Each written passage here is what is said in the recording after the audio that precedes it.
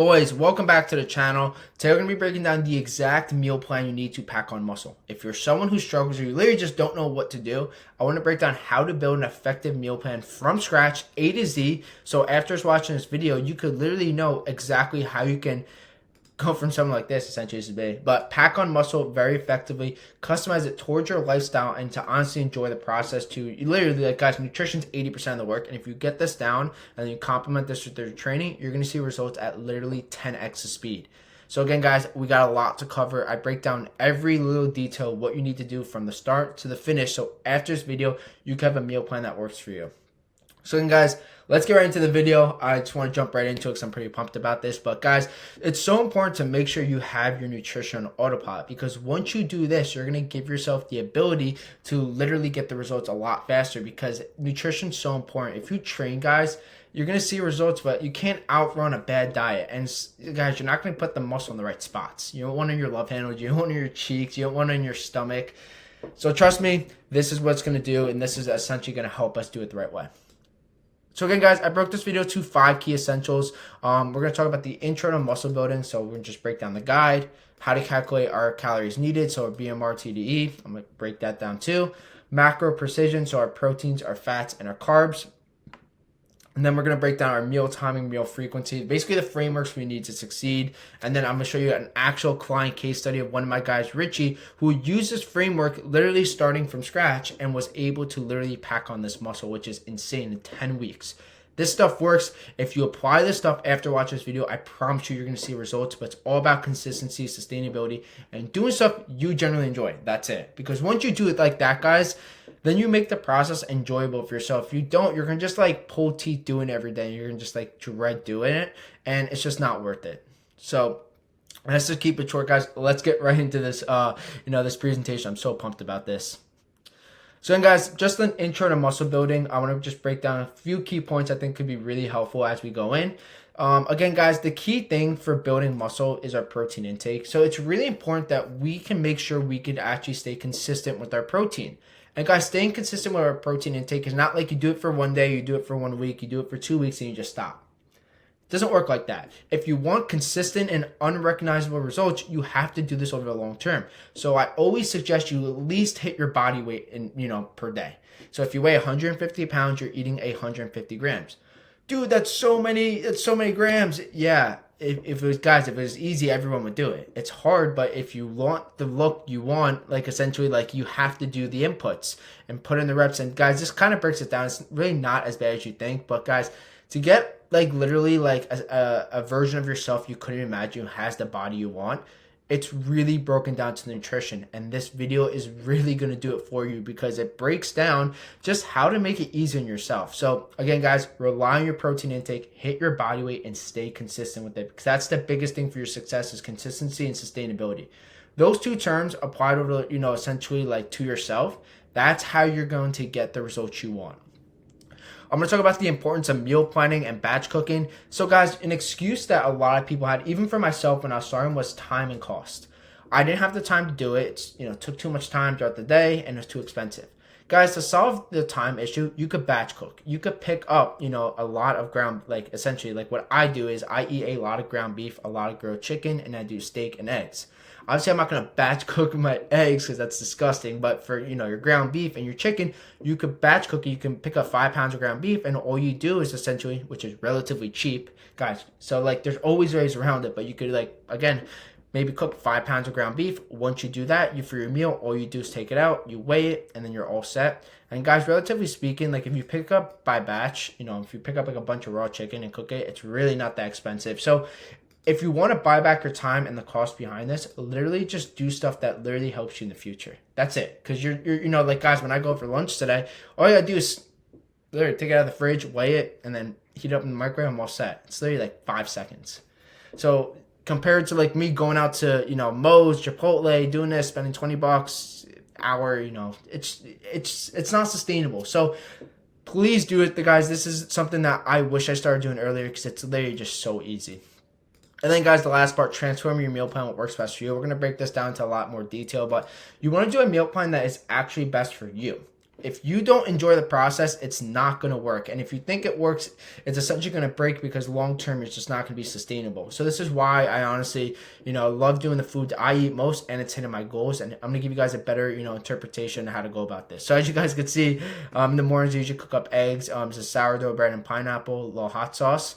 And then guys, right here we got some steak, chicken, broccoli, cheese. Guys, if you're not a steak person, you're honestly missing out, because steak's pretty good. But of course it's expensive. So of course, if you can fit it in the budget, I highly recommend it.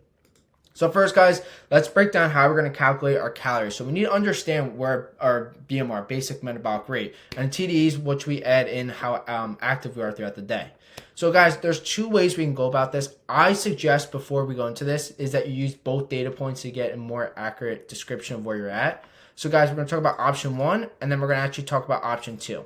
So option 1, guys, is basically the self-track method. This is what you do for yourself. And what you essentially need to do is track the calories in a tracker. MyFitnessPal, guys, it's free. It's really easy. I highly suggest it. It's one of the best ones you could use.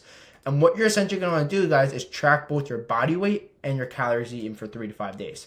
I don't know if you actually track your body weight, but you can write this down, guys. You're going to weigh yourself in the morning and at night, and then you're going to track your calories for the day for 3 to 5 days. And what you're essentially going to have, guys, is a data point of what you're eating calorie-wise, which is then going to be make up of your macros, and then you're going to have your body weight. And what this is really going to allow us to see is give us the ability to find our maintenance weight. And once we could see and have actual data to look at, we're going to see if our weight steadily increases, we're going to decrease the cows. But if our weight honestly steadily decreases, we're going to increase the cows. Pretty self-explanatory. But if we see the weight and we see the calories and we see one going up, that means we have to decrease, and vice versa. And that's going to give us, just a better starting point to start this process instead of just guessing. Again, guys, the whole point of this is do not change your eating habits. Again, you're the one looking at this data. No one's going to know. But I honestly think, you always want to have a starting point. Don't trick yourself to somewhere you're actually not. Just do what just eat regularly, and then there's so much more room for improvement. But it's going to give us the ability to see what we're eating throughout the day and find our maintenance weight. The second thing, guys, is what we're going to do is, online track BMR calculator. So guys, if you literally, as you guys saw, I just typed this into Google, used the first one right here, and I just put in some data. I think it was my height, my weight, I think it was my neck measurements, and I think it was 1 or 2 more points. Literally takes 2 seconds. So what I suggest you guys do is to use this. It takes literally 3 seconds. And then also do this, which can, again, be a little annoying, tedious. But guys, the extra work you put in is only going to help you down the road. You're going to have 2 data points. You're going to have one that's honestly through, a standard calculator. Then you have yourself. You're going to have a really close estimate over time.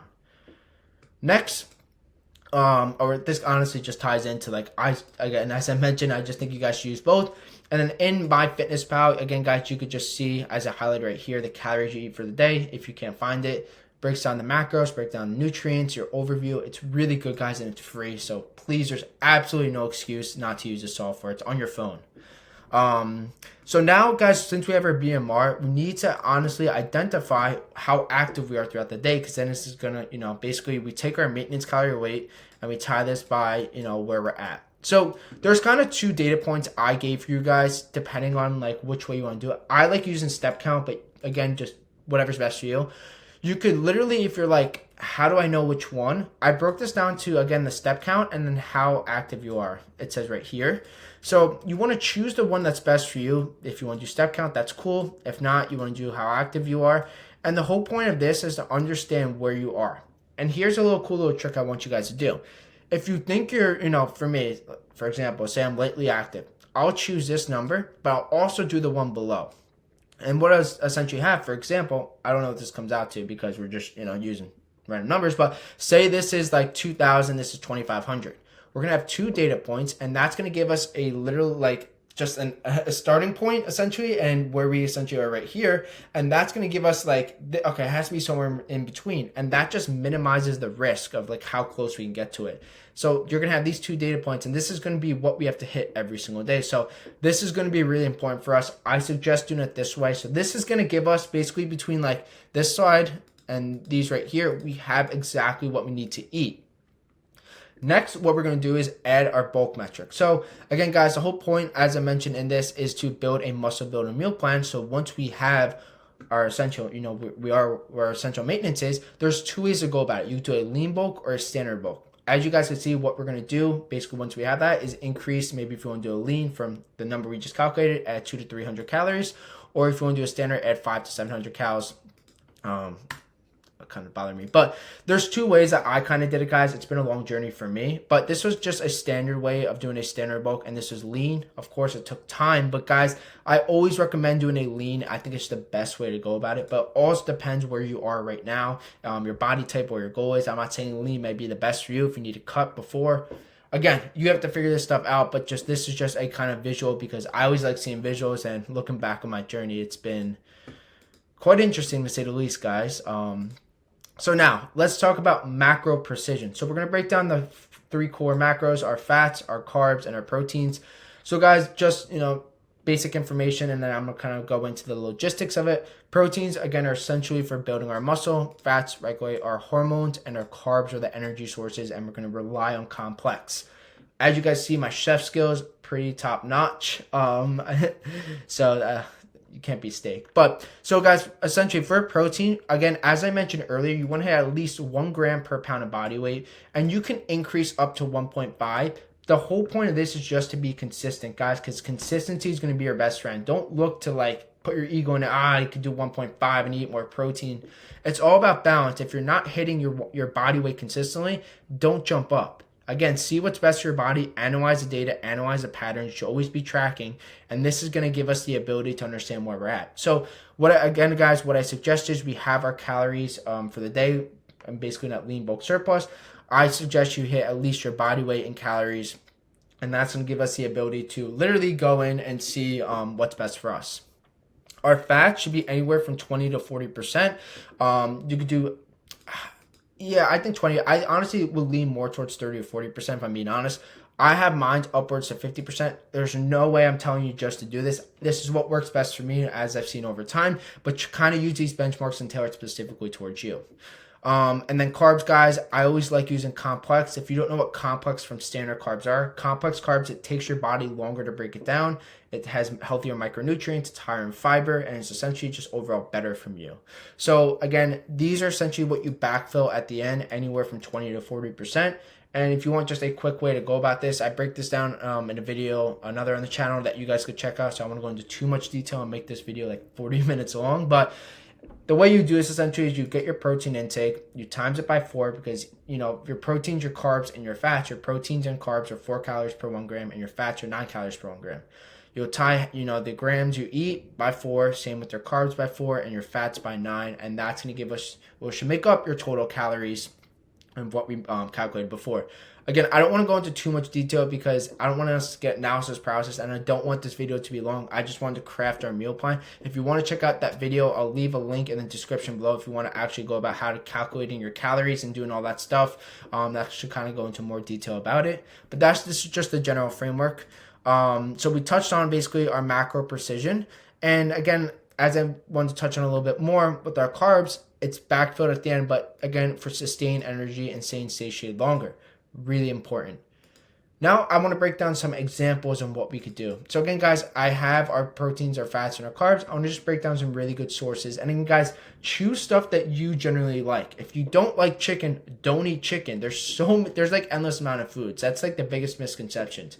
You have to eat chicken and rice. You have to do stuff, that is framework. But no, use stuff that you generally enjoy, and that's what you're going to stay with. So again, chicken breast, salmon, Greek yogurt, eggs, ground beef, ground turkey. These are just some of the many, guys. Choose stuff you like. For fats, essentially, we have nuts, butters, avocado, dark chocolate. Carbs, we have quinoa, sweet potatoes, oats, whole wheat bread, brown rice. So many options, so many different things that you guys could be using. But again, whatever you guys like, and then just keep on applying consistency and sustainability towards it. If you don't like it, swap it out. It's not, it's nothing too crazy. Meal timing. So guys, this is a really cool one too. So I was under the perception this really didn't matter when I was starting, but this is honestly really important, because for your pre-workout, you want to do anywhere from 1 to 2 hours before. And again, you want to do the majority of your complex carbs. So your carbs give you sustained energy for your workout. If you don't have carbs, you're going to be depleted in energy. It's going to be really hard for you to get an effective workout. I like to do a little moderate carbs in it.